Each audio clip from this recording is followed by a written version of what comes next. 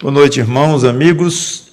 Vamos a João, capítulo 3, versículos 14 e 15. Concluía a conversa do Senhor Jesus Cristo com Nicodemos, o fariseu, mestre em Israel.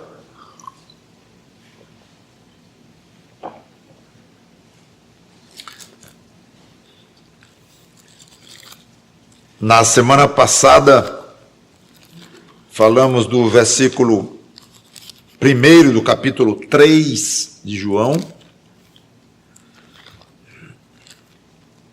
Já tínhamos examinado a conversa do Senhor Jesus Cristo com Nicodemos, que foi falar com ele, Cristo, à noite.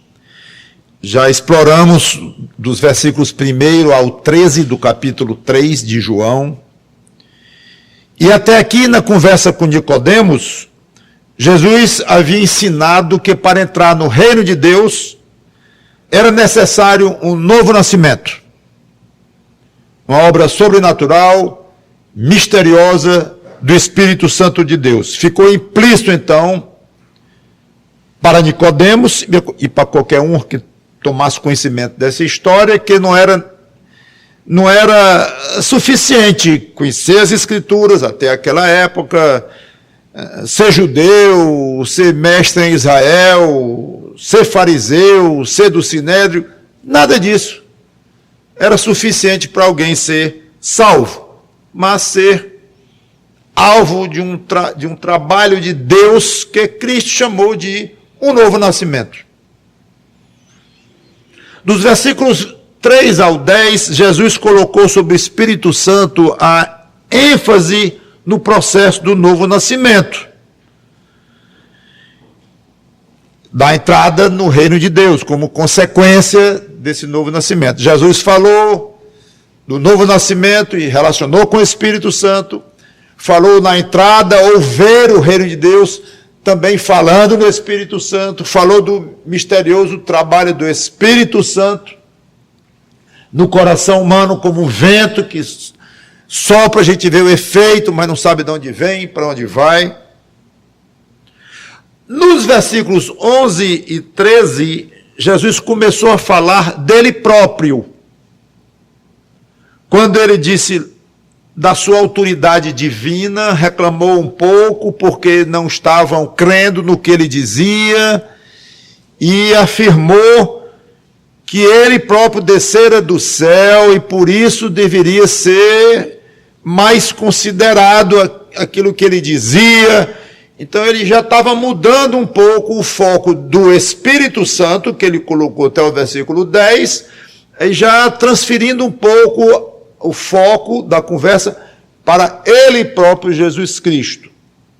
E agora, de repente, numa frase, ele faz mais duas revelações cruciais na questão da salvação humana. Então vamos a João 3, 14 e 15. Que é exatamente a continuação do diálogo. E do modo por que Moisés levantou a serpente no deserto, assim importa que o Filho do Homem seja levantado, para que todo o que nele crê tenha a vida eterna. Duas coisas aqui o Senhor Jesus Cristo coloca. Primeira, não é apenas o Espírito Santo o responsável divino pela salvação do pecador. Não é. O Espírito Santo é Deus. O trabalho do novo nascimento é um trabalho divino. O trabalho de fazer nascer de novo uma alma, que é do Espírito Santo, é um trabalho que pode ser apropriadamente chamado de trabalho de Deus no coração. Mas a obra salvadora de Deus no coração de alguém não se limita à interferência ou ao trabalho da terceira pessoa da Trindade. Esse terceira vem porque nós mesmos classificamos assim. A Bíblia não fala nem a palavra Trindade, mas ela ensina claramente a doutrina da Trindade, em que há um Deus só, mas que existe e se manifesta na forma de três pessoas coiguais, coeternas, porém distintas, o Pai, o Filho e o Espírito Santo. Se parássemos no versículo 10, daria a impressão, se fôssemos depender só desse ensino, que o trabalho do Espírito de salvação estava totalmente na responsabilidade do Espírito Santo. Agora, no versículo nos 14 e 15, Jesus deixa claro que não é só isso não. Ele próprio, Jesus, tinha um papel sine qua non na salvação humana. Sine qua non é uma expressão em latim muito conhecida, que quer dizer sem a qual não. Ou seja, sem isso não aconteceria. É isso que quer dizer sine qua non. Então, o próprio Jesus tem um papel sine qua non, sem o qual não haveria salvação humana. Então vemos aqui um trabalho, além do trabalho do Espírito Santo, ou podemos dizer, conjuntamente com o trabalho do Espírito Santo, olhando para a obra de salvação de uma maneira mais geral, nós vemos que o Filho tinha aqui que ser levantado numa cruz e morrer, do modo porque Moisés levantou a serpente no deserto, assim importa que o Filho do Homem seja levantado. Importa para quê? Para que todo o que nele crê tenha a vida eterna. Opa, então não é só o trabalho do Espírito Santo, do novo nascimento, nascer de novo e tudo. Tem algo mais na salvação humana. E essa inclui o trabalho ou a participação do Filho do Homem, que é ele próprio, Jesus Cristo, segunda pessoa da Trindade. Então, do jeito que sem interferência do Espírito Santo no nascer de novo ninguém seria salvo, também, igualmente, sem a morte de Cristo, ninguém seria salvo. Isso é o que ele disse lá para Nicodemos. Inclusive, um parênteses aqui teológico, a morte e a consequente ressurreição do Senhor Jesus Cristo é que dariam a base para o trabalho regenerador do Espírito Santo. Ou seja, o trabalho do Espírito Santo de fazer nascer de novo, de levar uma alma a Cristo, de convencer o homem do pecado e levar finalmente ao novo nascimento, a base foi exatamente aquela morte, aquele levantamento na cruz a que Jesus se refere aqui. Assim, não teria base para o novo nascimento. Então, tudo isso aqui faz parte de um ensino profundo que Jesus fez a Nicodemos e, obviamente, aos milhões, talvez bilhões, que iriam ter contato com esta passagem. É o que ele diz aqui. Segunda observação sobre o que Cristo diz. Para se beneficiar da salvação de Cristo, seria necessário algo vindo do pecador. Pensando um pouco, após ouvir Jesus falar de um novo nascimento, de um nascer do Espírito, Nicodemos bem poderia ter pensado, muito interessante esse ensino de nascer de novo, eu não sabia disso. Seja como for, quanto a mim, quanto a qualquer pessoa, é só esperar. A pessoa não pede para ser gerada, o pai e a mãe geram o embrião lá, que cresce no útero materno, e fica lá.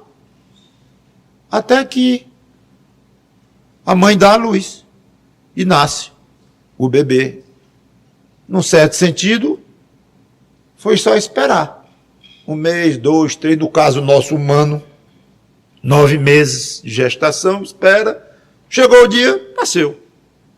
Então, Não seria de admirar muito se Nicodemos pensasse, muito interessante, eu vou então esperar que o Espírito Santo faça comigo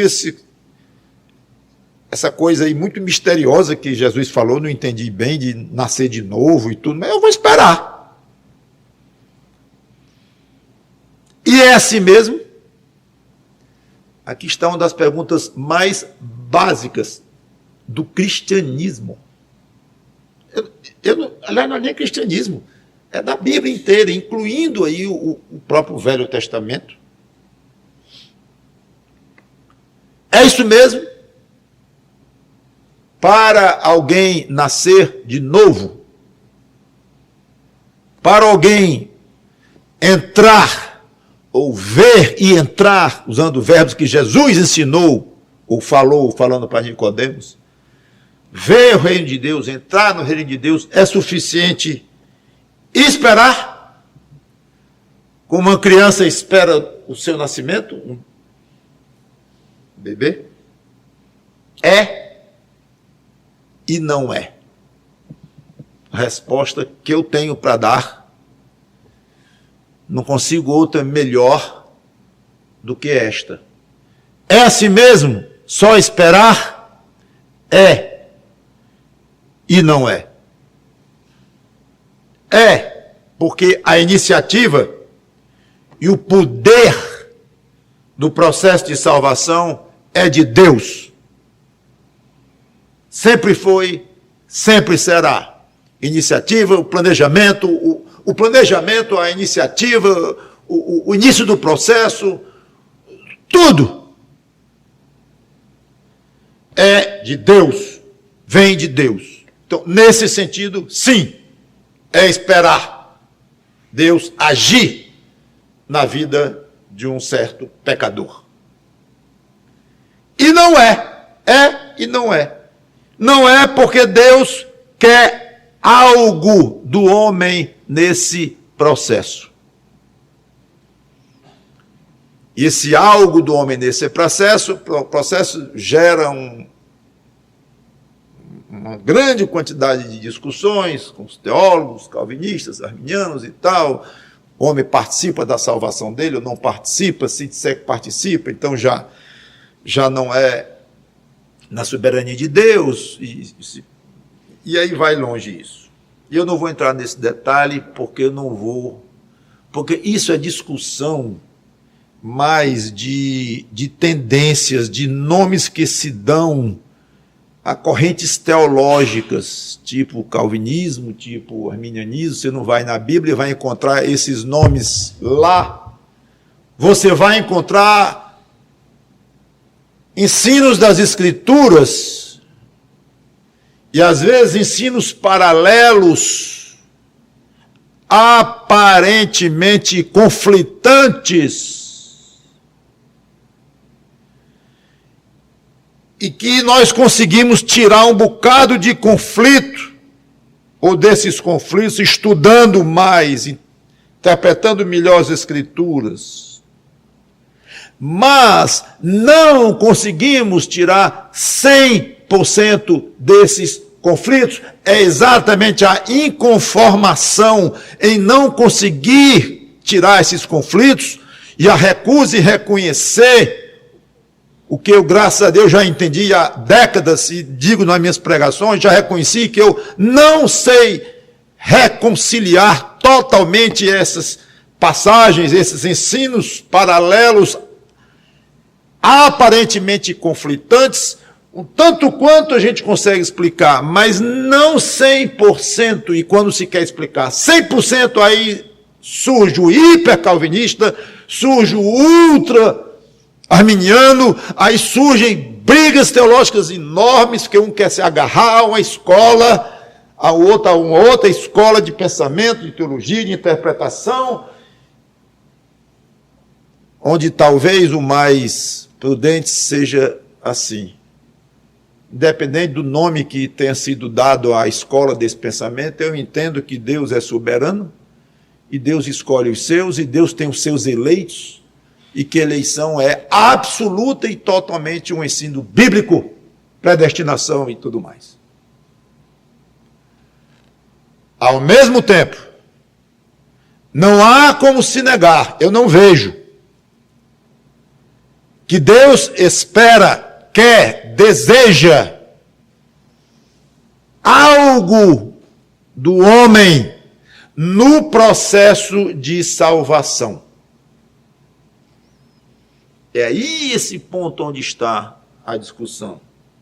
Não é que Deus precise deste algo humano para salvar alguém. Não é que o poder divino de salvar tem de ser complementado por esse algo humano. Tem que ser assim, não dá certo, Deus não conseguiria. Nada disso. Não que esse algo humano interfira de alguma maneira no processo da eleição realizado única e exclusivamente por Deus, de acordo com a sua vontade soberana, antes da fundação do mundo. Não interfere em nada neste processo de eleição, esse algo humano. Mas que Deus deseja esse algo humano, deseja. Não tem como negar. E o que é?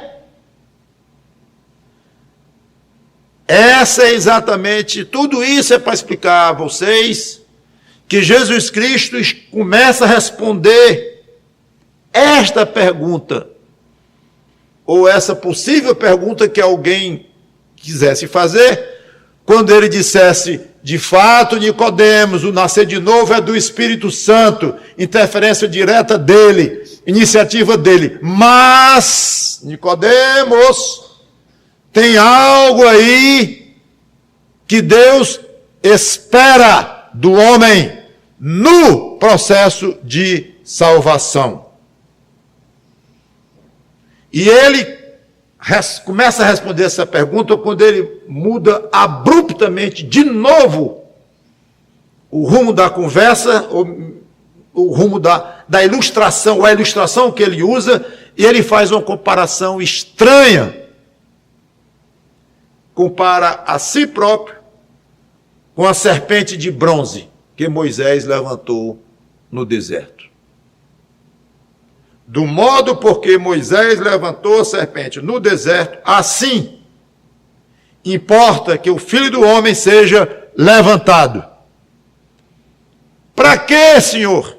Para que todo que nele crê tenha a vida eterna.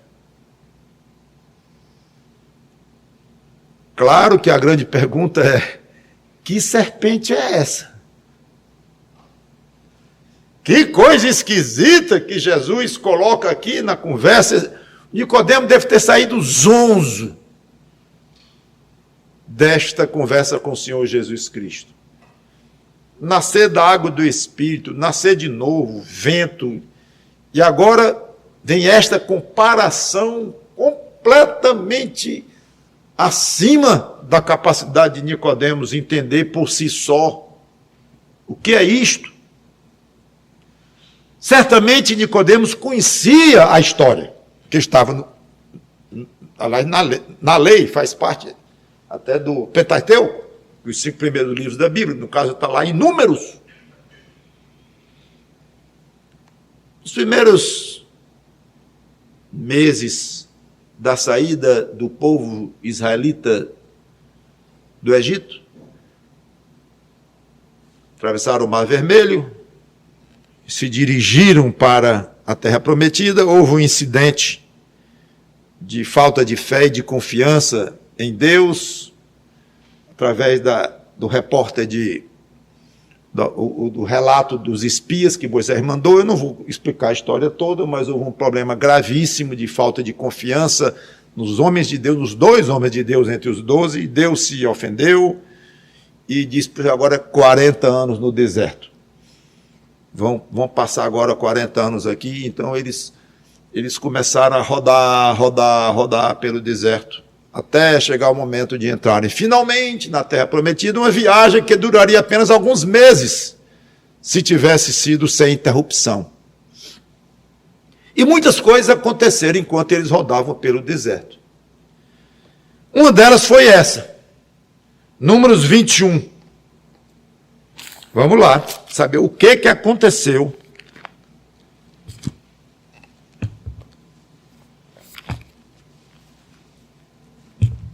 Observe que Jesus assumiu que Nicodemo sabia dessa história.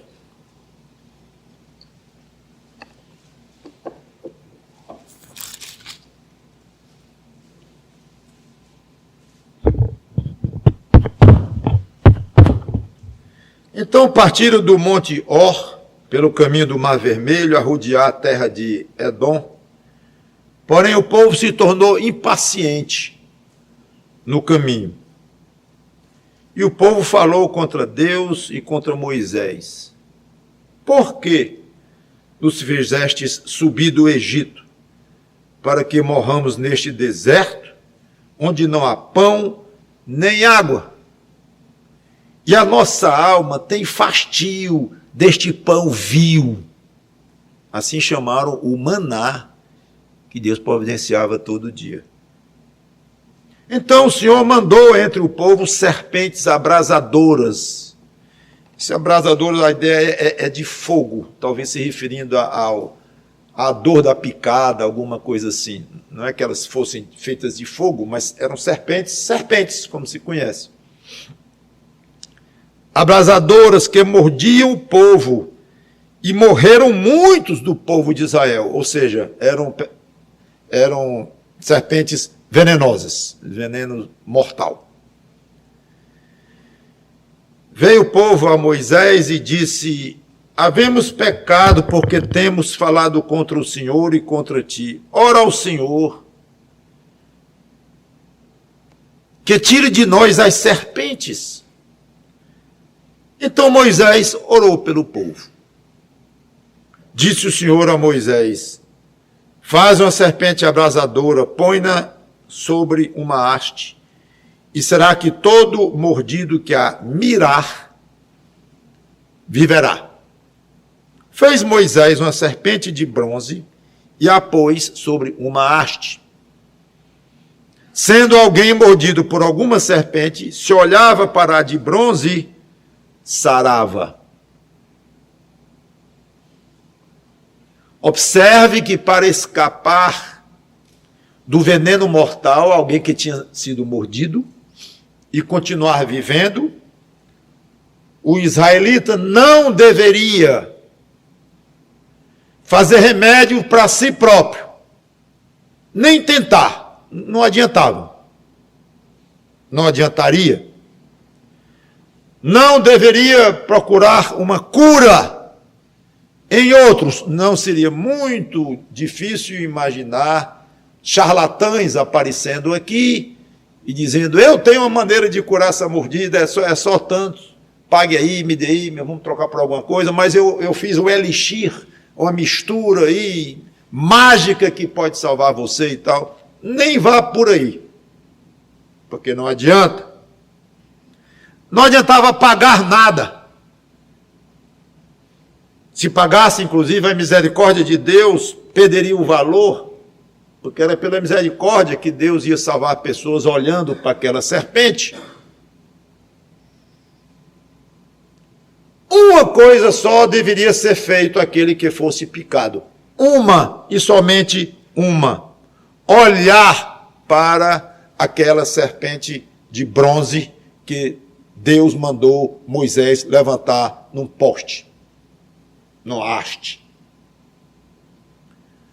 Só olhar. Não precisava nem enxergar, mas mirar.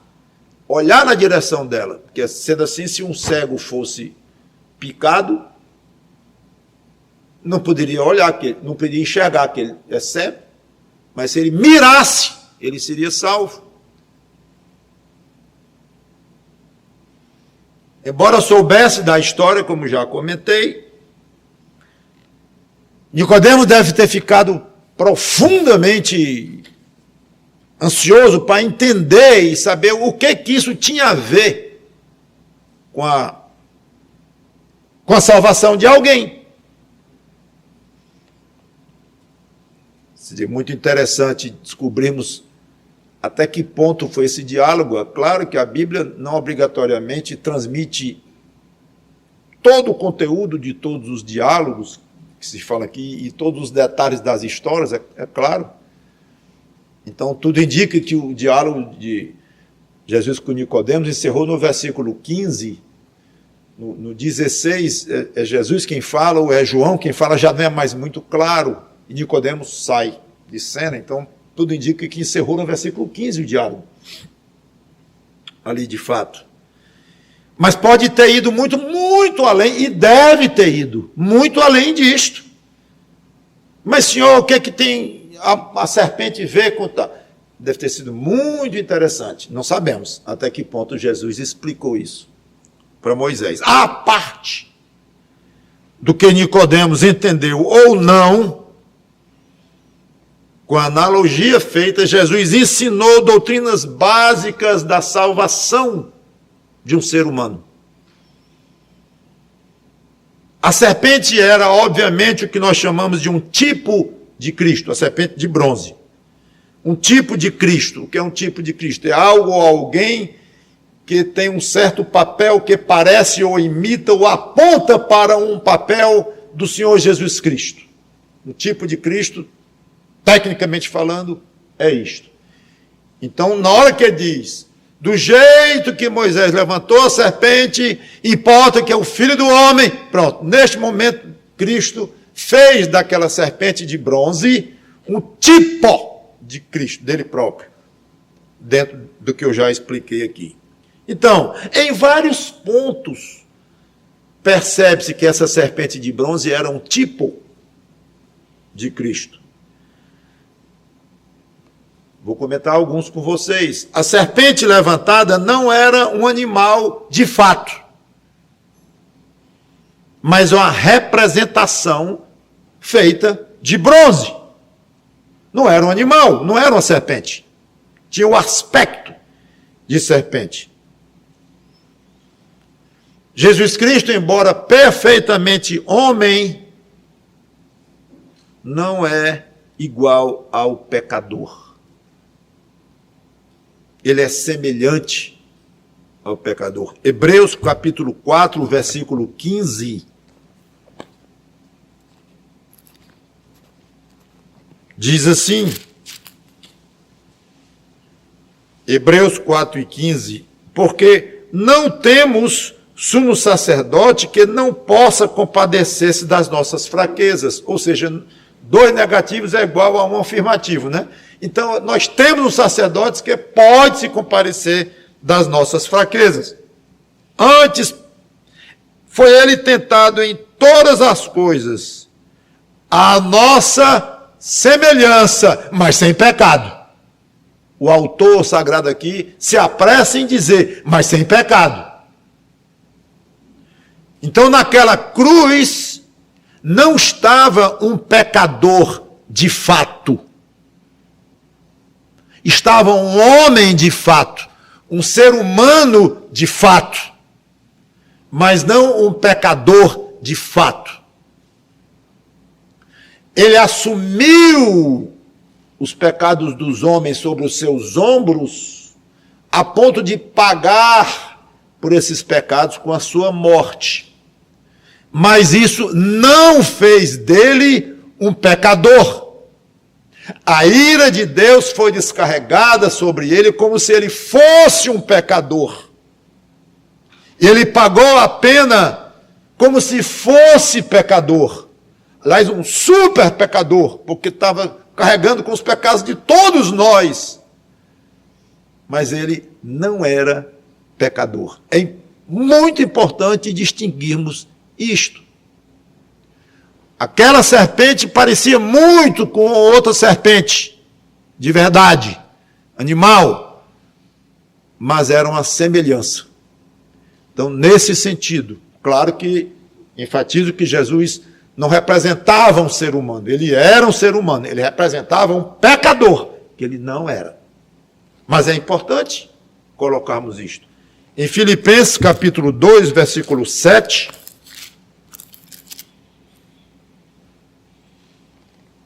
belíssima passagem sobre Cristo, a exaltação e a humilhação dele, antes a si mesmo se esvaziou, assumindo a forma de servo, tornando-se em semelhança de homens, e reconhecido em figura humana, a si mesmo se humilhou e tal. Veja o cuidado das palavras do apóstolo em dizer que a identificação de Cristo com o pecador teve limites.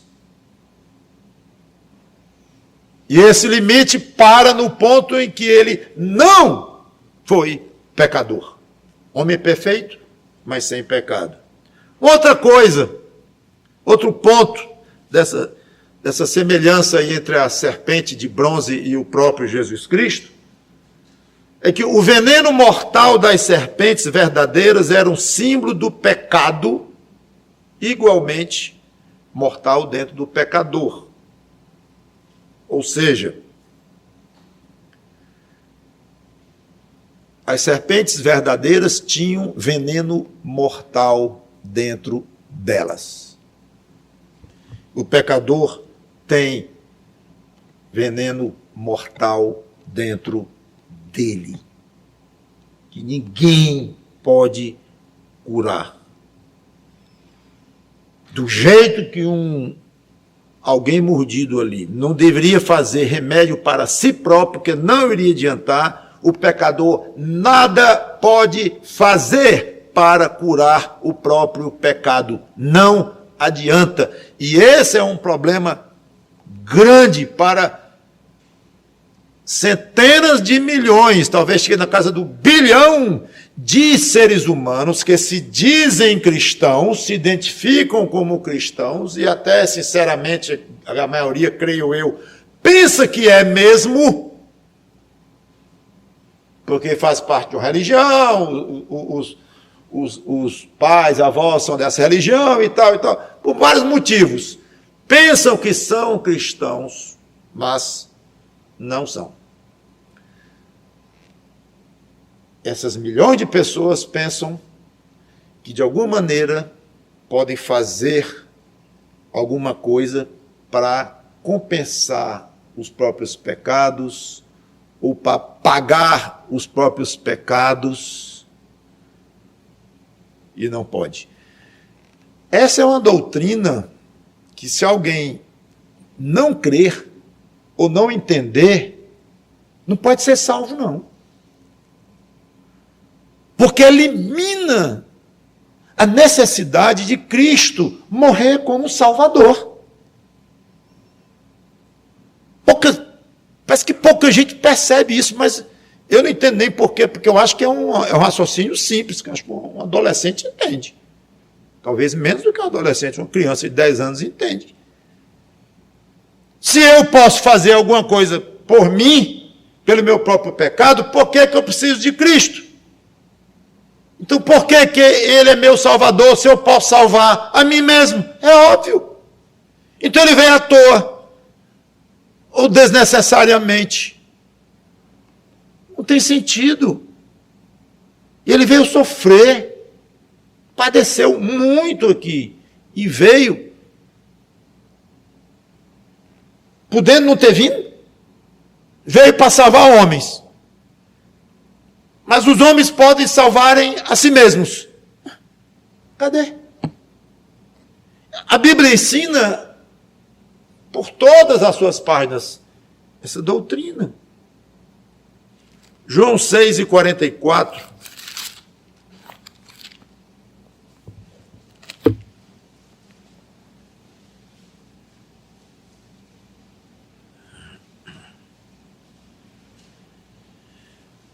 João 6:44 diz, o próprio Jesus falando: ninguém pode vir a mim se o Pai que me enviou não o trouxer. E eu o ressuscitarei no último dia. Acabou-se. Se não for levado pelo Pai, ressuscitado pelo Filho, não pode ir para o céu. Tem uma passagem interessante em Jeremias, capítulo 13, versículo 23, seria bom as pessoas considerarem mais. especialmente essas que se identificam como cristãs, diz assim, é lógica pura aqui. Pode acaso o etíope é uma pessoa de pele negra, africano de pele negra. Pode acaso o etíope mudar a sua pele?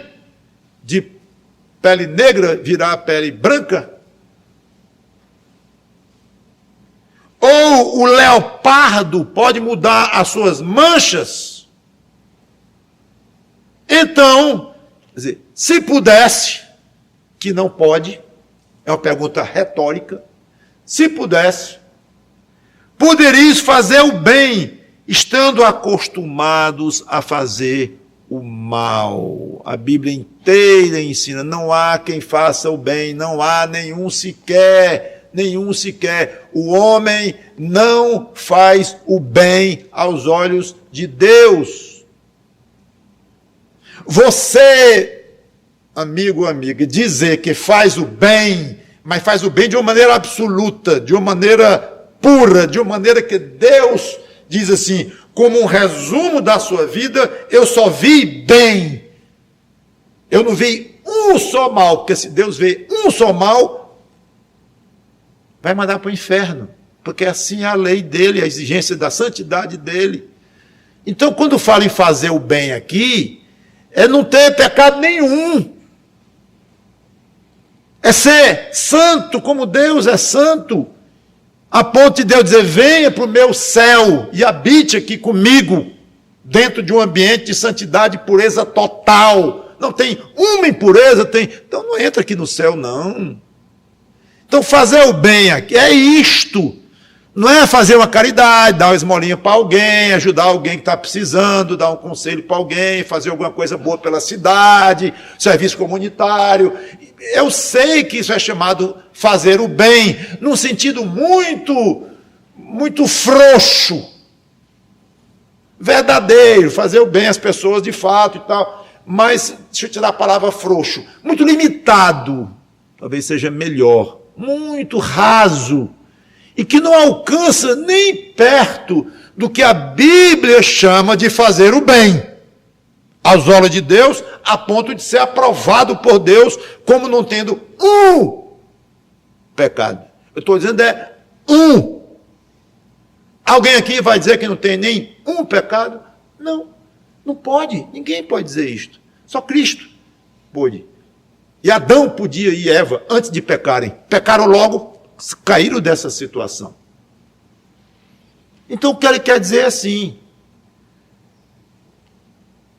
meu amigo, você é acostumado a fazer o mal, consegue sair desta situação e passar a fazer 100% de bem? Consigo. Então chama um leopardo aqui, muda a cor desse leopardo, tira as manchinhas do pelo dele, ou faz uma pessoa branca ficar negra, ou um negro ficar branco. Faz aí para eu ver.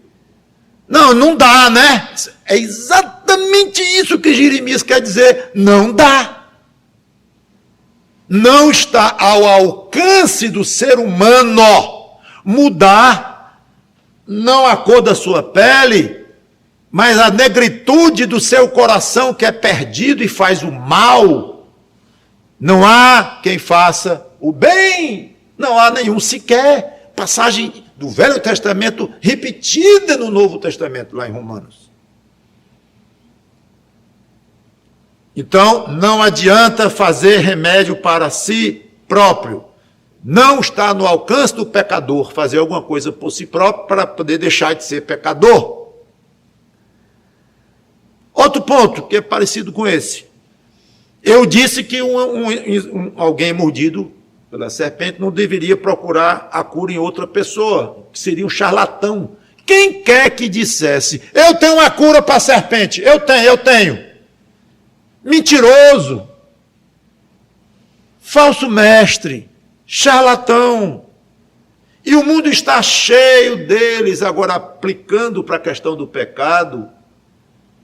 Falsos profetas apontam o próprio rumo da salvação, se dizem porta-vozes de Deus, se dizem representantes de Deus na terra. que quando fala da cátedra de alguém, é o próprio Deus falando. Outros dizem que tem poderes fantásticos. Outros dizem que não há salvação fora da religião deles. São enganadores que agem como o suposto charlatão lá das serpentes, que dizia, eu tenho a cura da serpente. Não tem. Não tem ser humano que diga, eu tenho a solução da sua cura. Eu tenho poder para curar o seu pecado. Não. Eu sei quem cura. E eu aponto para ele. E vá se entender com ele. Não é comigo como um líder religioso, não é com a minha religião, ou a minha igreja, ou o meu grupo de pessoas que me cercam, ou sei lá. Né? Não. É ali, como João Batista, eis o Cordeiro de Deus que tira o pecado do mundo. Quem tira é ele, viu, pessoal? Não sou eu, não. Posso ser importante como ele era, arauto de Cristo, como João Batista era, muito elogiado pelo próprio Jesus Cristo, mas está ali. Quem tira o pecado do mundo? O mestre, de fato, o não falso, o mestre verdadeiro, o pregador verdadeiro, ele diz, ali está quem cura. Eu não posso fazer nada pelo seu pecado. Quando alguém falar assim com você, aí você já começa a dar um ouvido um pouquinho maior, e vai ter mais coisa para você conferir, mas começa por aí. Mas, se eu não for da sua igreja, infelizmente, se você não for da minha igreja, aí a coisa complicou para você. Não, mas pelo menos assim da sua denominação, ou da sua religião. Pois é, não dá. Se não for da nossa religião, nossos dogmas de fé e tal, não permitem não. Você ouvir alguém dizer isso, cuidado. Procure saber o que ele quer dizer. Mas pastor, vocês não ensinam que só o crente é salvo? É. E o que isso tem a ver com igreja? E com denominação religiosa? E com religião mesmo? O que tem a ver? Tem que ser isso, tem que ser batista, tem que ser isso, calvinista, presbiteriano, arminiano, tem que ser... Quem está dizendo isso? A salvação é quem procura Cristo e segue o rumo que ele indicou para alguém ser salvo. E com certeza não inclui religião nenhuma. Inclui relação com ele. Aí inclui. Aí tem tudo a ver. Então, quando alguém lhe disser que a sua salvação vai depender da sua relação com Cristo, e obviamente com Deus, Deus é um só, as pessoas da Trindade são um só Deus, que a salvação depende da sua relação pessoal, desse algo, que eu ainda não respondi nem o que é, mas está óbvio demais, aí você começa a dar importância ao que aquela pessoa está dizendo. Mas enquanto está falando na minha igreja, na minha isso, na minha aquilo, sai de perto, porque é perigo. Há só um entre Deus e o homem, que importa que nós sejamos salvos. Atos 4:12.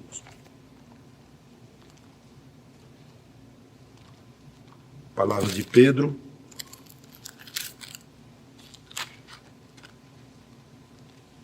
E não há salvação em nenhum outro, porque abaixo do céu não existe nenhum outro nome dado entre os homens pelo qual importa que sejamos salvos.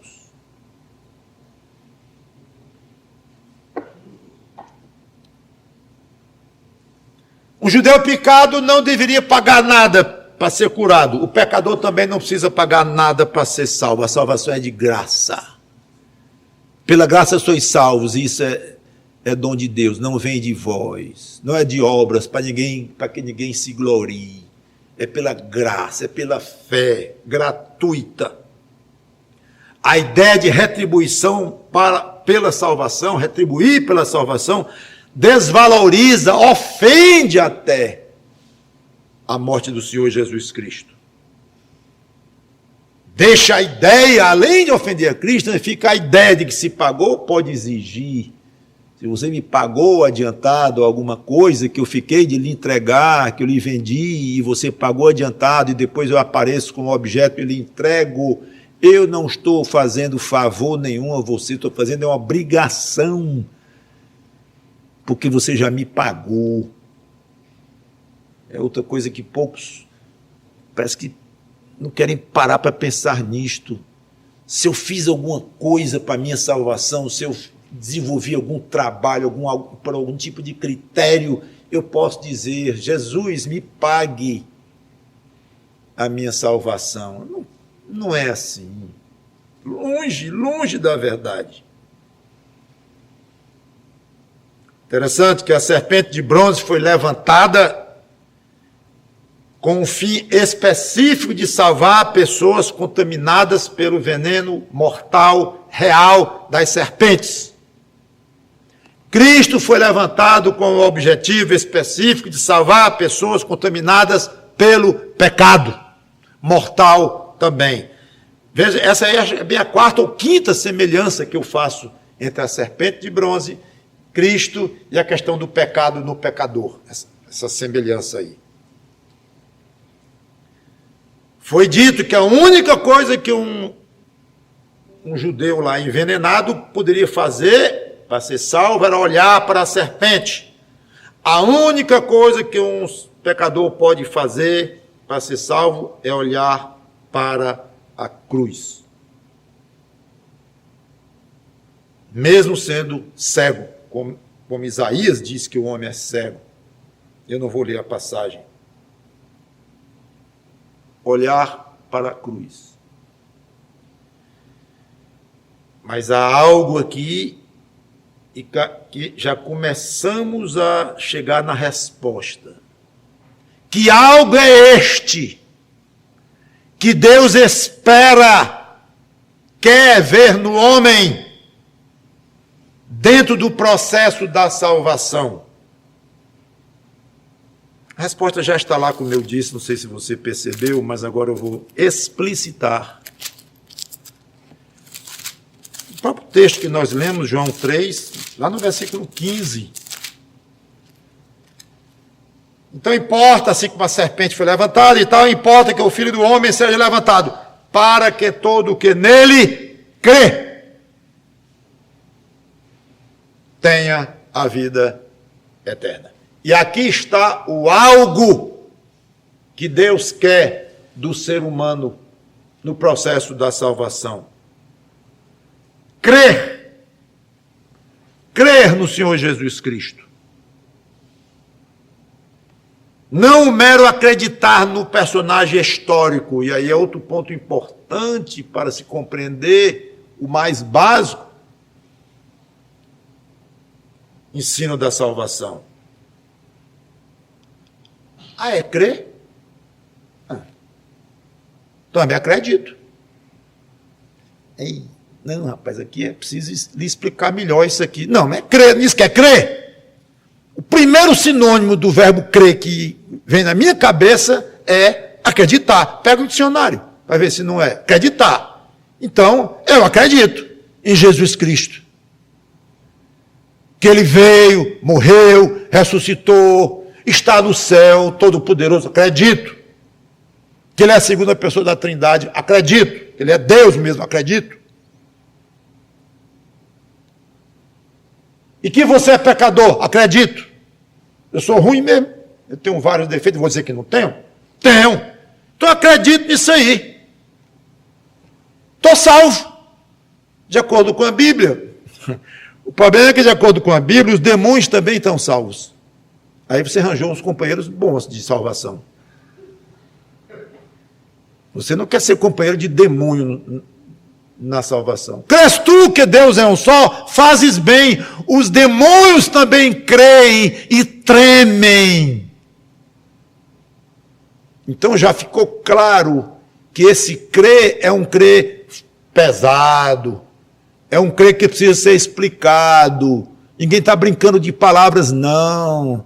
Ah, crer é sinônimo de acreditar. Eu acredito, logo eu sou salvo. Não é assim, não. A Bíblia é séria demais para se tirar conclusões assim, apressadamente, para não dizer irresponsavelmente, porque pode levar alguém à perdição eterna. Que a pessoa já está condenada desde que nasceu, vai só continuar condenada até morrer e vai para o inferno, lago de fogo eterno. Então é bom examinar essas coisas, e quem examinar vai ver com facilidade que esse crer é muito mais do que acreditar no personagem histórico Jesus Cristo.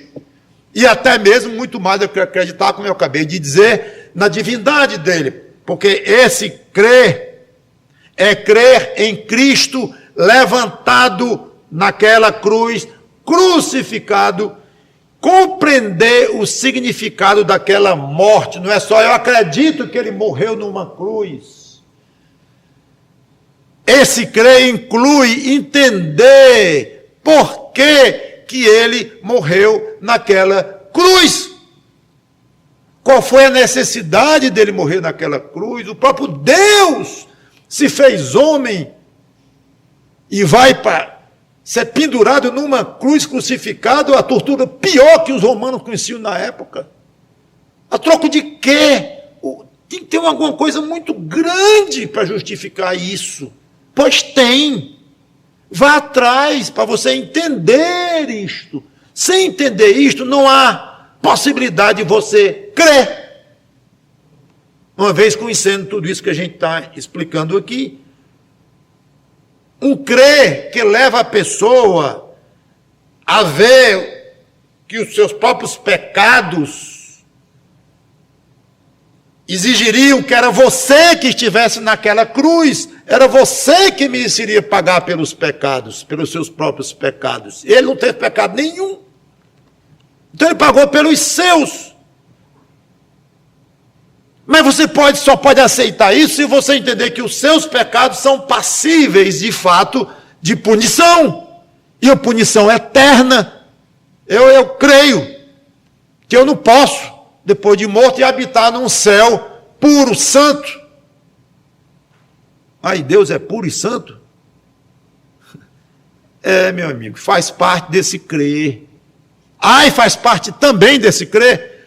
É claro que está incluído nesse crer um conhecimento mínimo do que a Bíblia ensina sobre a questão do pecado,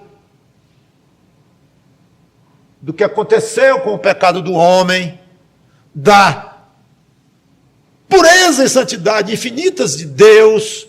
Conhecer isto. E que pecador algum pode gozar a eternidade na presença de um Deus santo. Não vai. Então tem que entender. Ah, não, mas é meio esquisito. Olha, o seu Cristo está começando a vacilar. Quer dizer que esse negócio de céu, inferno, o diabo lá com um tridente e um rabo, isso tudo é verdade. O diabo é verdade, o inferno é verdade, o tridente e o rabo é por conta dos autores de musiquinha de carnaval, ou sei lá de quem. E aí está uma obra-prima do próprio diabo, que é misturar verdades com coisas ridículas, como se tudo fosse ridículo. Então imaginar o diabo com chifre é ridículo, com rabo é ridículo, com o tridente na mão é ridículo. Mas imaginar o diabo em si não tem nada de ridículo, porque ele existe e é perigosíssimo. Estão vendo o perigo da mistura do que é bíblico e do que não é? Estão vendo a importância de você ter o próprio conhecimento, mínimo que seja, das Escrituras, para dizer, eu vi esse negócio de diabo aqui, está aqui. Não é ridículo, não. E Jesus falou no diabo muito. Então não é ridículo coisa nenhuma. Não, mas aquilo que dizem aí é outra história, mas separa o que a Bíblia diz e o que o mundo inventou, mas está lá, o conceito, e está lá, negócio de inferno, negócio de o verme não morre, vai ter ranger de dentes, eternidade é dentro. Não, eu não acredito nisso não, pode parar de pensar em salvação, pode parar, você já se classificou. Quer dizer que eu não acredito no inferno? Não sou salvo? Esse negócio de não ser salvo, ser ou não ser salvo, é só Deus quem decreta. Não vou ser eu. Mas eu digo o seguinte, são doutrinas fundamentais que acompanham a salvação de alguém. Sim. Sim. Então faz parte desse crer que Jesus Cristo falou. Todo aquele que nele crê tem a vida eterna, faz parte entender que quem crê tem a vida eterna. Senhor, e quem não crê, adivinhe,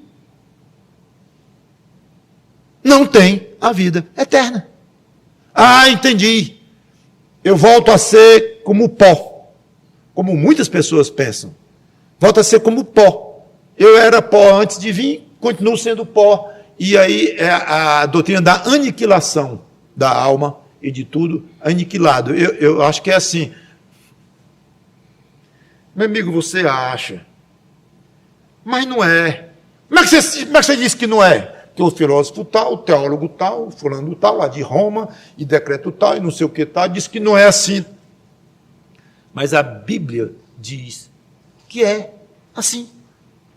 Que não volta para o pó, a alma, o ser humano total. O corpo volta. E mesmo esse corpo vai receber um corpo glorificado, se for alguém salvo em Cristo. E vai receber um corpo para perdição, se for alguém sem Cristo. Tudo isso a Bíblia ensina. Está embutido na ideia de crer nas Escrituras. Eu poderia ir longe, mas o ponto crucial é esse. Crer. Deus exige isso do ser humano para a salvação. Crer. Mas não é Deus que leva a pessoa a crer? É. Isso eliminou o fato de que, uma vez que Deus levou, aquele crer passou a ser do homem.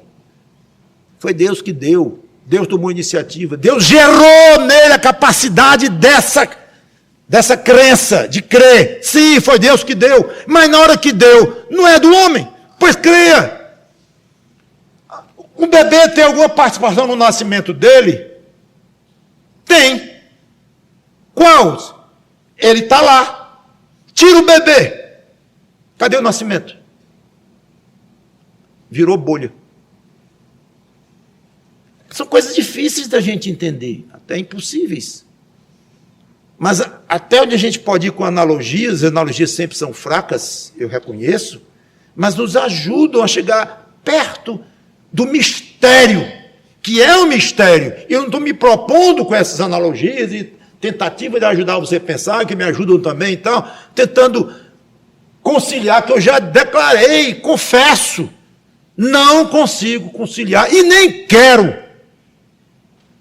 Porque isso aí está guardado no coração e na mente de Deus. Eu não sou Deus. E se eu conseguisse entender tudo de Deus, eu seria como Deus. Claro que tem que ter uma diferença enorme entre Deus e suas criaturas. É óbvio. Novamente eu digo, uma criança entende. Como é que uma criança se conforma quando perguntou, papai, por que é assim? Minha filha, hoje não dá para você entender. Um dia você vai compreender. Ela entende que tem uma distância grande. Porque assim ela seria adulta. Porque quando a criança diz, é porque eu sou criança. Aí ela sabe que é criança. Interessante, a criança sabe que é criança, sabe que o adulto é adulto, que sabe muito mais coisa, que entende muito mais, que é mais forte, é mais tudo, ela se conforma. E o ser humano arrogante, tolo, não se conforma. que Deus é Deus e que muitas coisas desse Deus, o ser humano, gênio que seja, vai dizer assim, eu não entendo. Pronto, qual é o problema? É o mais lógico, é o mais natural. E aí se abre a oportunidade maravilhosa de fazermos exatamente o que Deus espera de nós. Eu não entendo, Senhor, mas eu creio. Pronto. Aí você honra a Deus. No momento em que você diz, eu creio. Você não está se rebaixando quando diz que não entende, não. Você está sendo inteligente, sábio, prudente, correto, honesto. Em dizer, não está se humilhando porque não entende, tem que entender. Isso é tolice. Não entendo, ótimo. Claro que você não entende. Mas eu creio. Você crê sem entender? Você entende o inferno eterno? Não. Alguém sofrer, nunca parar de sofrer, você entende? Não.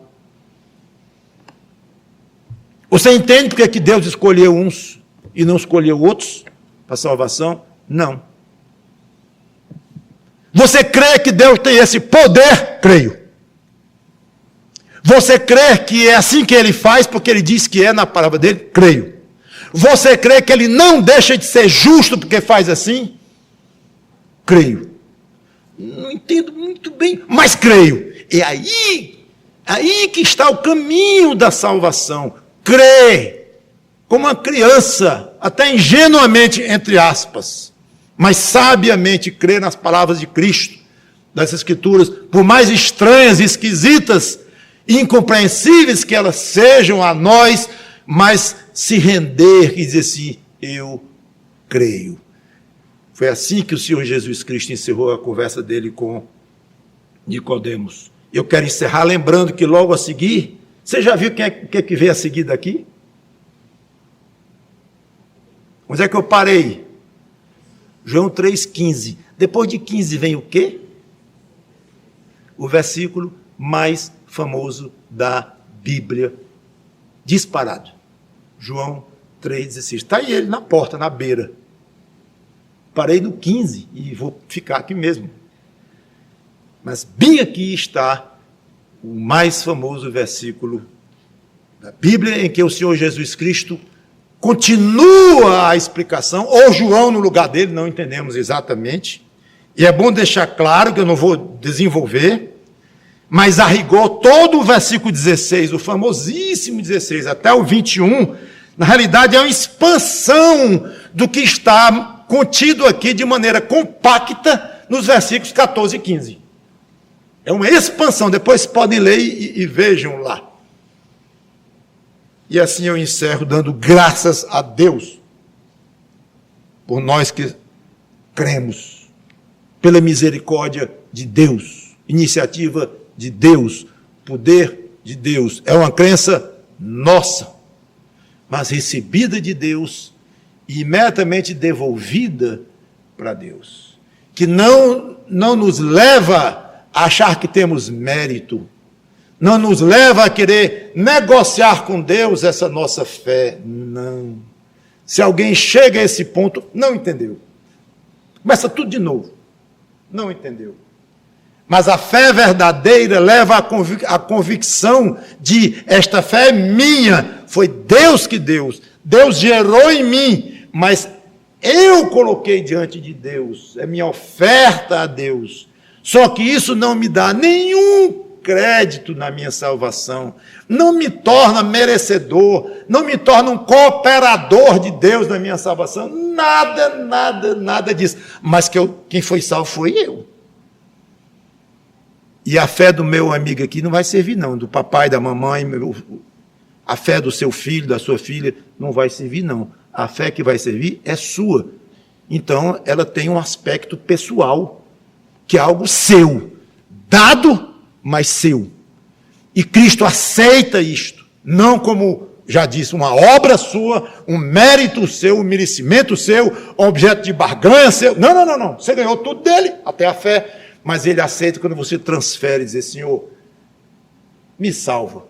Eu creio em tudo isso que a tua palavra diz. Então, graças a Deus por nós que somos assim, salvos em Cristo, sem merecimento, pela misericórdia de Deus. E a notícia espetacular é que você pode ser também alvo desta mesma salvação. Abra o seu coração a Deus. Peça a Deus essa fé. Não imponha nada. Não questione. Não duvide de Deus. E se você não consegue entender e tem dificuldade, não tem problema. Diga para Deus. Diga, Senhor, me dá esta fé maravilhosa para crer em Cristo. Eu já acredito nele, mas eu quero é crer no sentido bíblico mesmo, de me arrepender dos meus pecados de maneira profunda e pedir salvação, pedir perdão e saber que fui perdoado. Peça a Deus, que eu tenho certeza que Ele vai lhe dar. Se você fizer com esse espírito, tenho certeza que Ele lhe dará. Porque Cristo morreu com esse desejo no coração, dar a vida eterna a todo aquele que pedir. Vamos orar. Obrigado, Senhor Deus, pela Tua palavra, que o Teu Espírito Santo toque nos corações e salve pessoas, dê novo nascimento com base no sacrifício do Senhor Jesus Cristo, e depois na ressurreição, e depois na volta dele ao céu. Opera em nosso meio, Senhor Deus. Enquanto nós estamos orando aqui, eu quero aproveitar e perguntar se tem alguém que gostaria de tomar essa decisão, ou recentemente tem tomado uma decisão por Cristo, se entregue a Cristo e ainda não fez essa identificação pública, ainda não confessou. Se existe alguém que gostaria de tomar essa atitude, alguém que gostaria de, como se dissesse, eu já cansei de ser pecador e não saber sobre minha vida eterna, eu quero salvação, eu quero paz, dado por esse Salvador maravilhoso. Se tem alguém aqui que queira se identificar, queira conversar conosco depois, faça isso. Cada um que está aqui, que é crente no Senhor Jesus Cristo, passou por esse processo, essa crise espiritual profunda, até chegar ao ponto de ceder e dizer, Senhor, eu creio, me ajuda na minha pequena fé, me ajuda nessa salvação. Então, faça essa decisão, amigo ou amiga, e você vai ver a maravilha que é ser salvo no Senhor Jesus Cristo. Obrigado, Senhor Deus, pelo convite feito a quem ainda precisa de salvação neste nosso ambiente aqui. Tem misericórdia deles, como tiveste de cada um de nós que hoje somos crentes tão felizes em Cristo. Em nome dele que te pedimos tudo isto e te agradecemos. Amém.